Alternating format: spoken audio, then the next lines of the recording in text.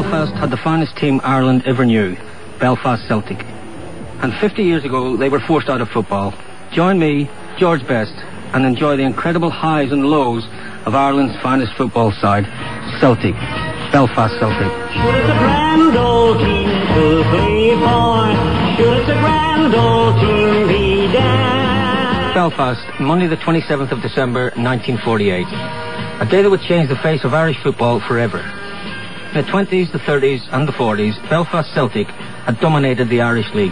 Led by managers like Austin Donnelly and Alicia Scott, and supported by Catholic West Belfast, they had brushed aside even their most powerful rivals. But the crunch game that season was at Windsor Park, home of Linfield, the city's great Protestant team. Albert Curry was one of the players who lined out for Linfield that day. It was a dreary sort of a morning and a bit of dew on the ground. It sort of was miserable, sitting in there before the match, getting everything ready. Uncle Jerry, he was the trainer, going around you. You were all right, you want to rub down. Now, what is it you need now? At centre forward for Belfast Celtic was a brilliant teenager called Jimmy Jones. I took my mother and father down to the game that day, watching the match from the glass down. They saw everything that happened, unfortunately. Any Belfast Celtic Linfield match drew huge crowds, but this Boxing Day encounter had a really hard edge. When the teams had met earlier in the season, the Celtic goalie, Kevin McAlinden, had been sent off for punching a Linfield player. In the weeks leading up to the December game, he had received several threatening letters, warning him not to turn up at Windsor Park. McAlinden ignored the threats. Among the 25,000 heading for Windsor Park that day was Paddy Fox. That day, about 1 o'clock, one of the Davies from the top of the Donegal Road came across and asked me, was I going to the match? And I said yes. And they said to me, would you go with my father? And he was a soccer reporter for the Irish News, and I was absolutely delighted for two reasons. Firstly, I was getting a ride in a taxi. That was a luxury in those days, just after the war. And secondly, I was getting into one of the best seats in the park, the press box. The first half was tense. At one point, Jimmy Jones and his marker, Bob Bryson, clashed, and Bryson was carried off injured. This incensed the Linfield crowd. Then at half-time, the secretary of Linfield, Joe Mackey, made a crucial decision. Michael McGuigan, son of Celtic trainer Paddy McGuigan. Joe Mackey, at half-time, he makes an announcement over the town now. Bob Bryson has went to the hospital with a broken leg. Now, in my opinion, that added fuel to already strong fire. You two crowds that fought for nothing sometimes. Now, he must have known what he's doing. Harry Gregg, Manchester United, and in 1948, Linfield's second 11. Well, I think it was a very, very, very stupid decision. It's no different to a row in here now and somebody gets a bloody nose and he goes to the bathroom and takes care of his bloody nose, and somebody bursts into the room among his friends and say, you want to see the state of his nose? Well, we're all human beings, and most of us react to taking care of friends. At half-time during the match, Bertie McGorn, who had taught me in St. Kevin's School, he said to me, Paddy, get out of here because there's going to be trouble. And of course, the whole atmosphere was very tense. But I always believed in watching a match until to the very end. So when the match was over, I went down to the front where the players came off the pitch, and I was beside Alicia Scott, the former legendary goalkeeper of Liverpool, and he was manager of Celtic. And he was watching the crowd invading the pitch, and he was effing and blind like no man I ever knew. He was a powerful curser, and of course I was a young student and I was nearly scandalised. But anyway, behind me was Jimmy Jones's mother. This was supposed to be the first match she had seen Jimmy, her son, play for Celtic, and she was horrified. She thought he was going to be killed. Another man who would play a key role that day was Sean McCann. A former Belfast Celtic goalie, he had come along as a fan to cheer on his old team. But as the game ended, he saw scenes he will never forget.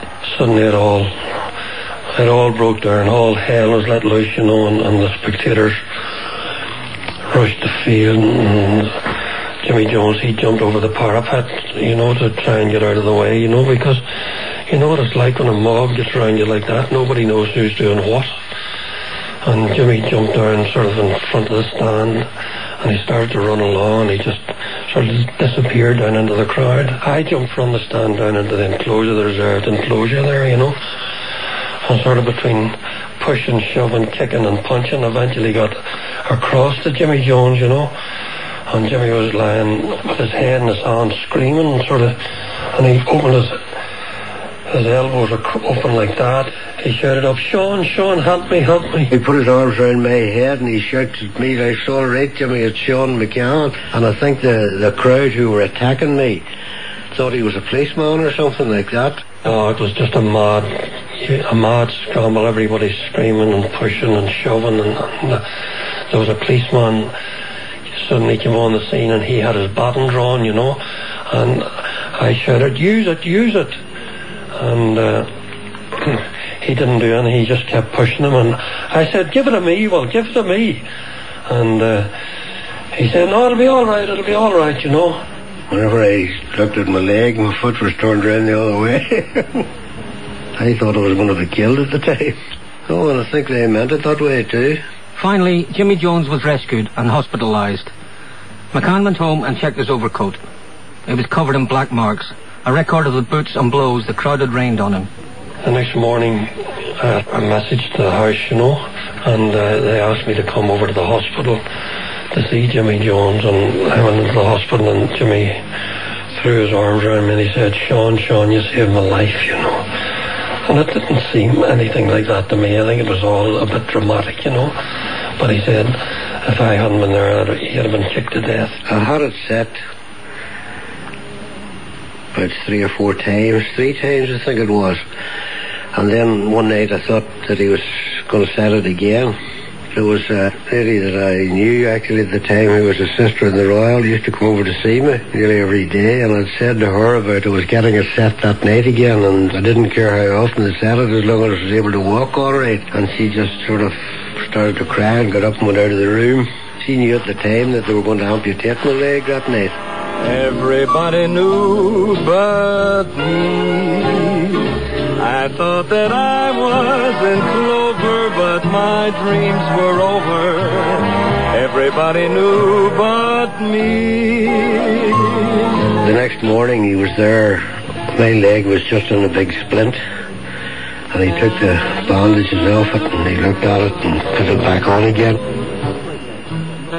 I was nearly having it amputated, but Mr. Withers, luckily enough, decided to leave it the next morning and put me on penicillin injections every 3 hours for about 12 days. He did say afterwards one of the best decisions ever he made in his life, and he said it so casually, you know, that it was just a matter of form. I couldn't have agreed with him more. Jones received substantial compensation for his injuries. The attack had left one leg an inch shorter than the other. But there are some things compensation just can't cover.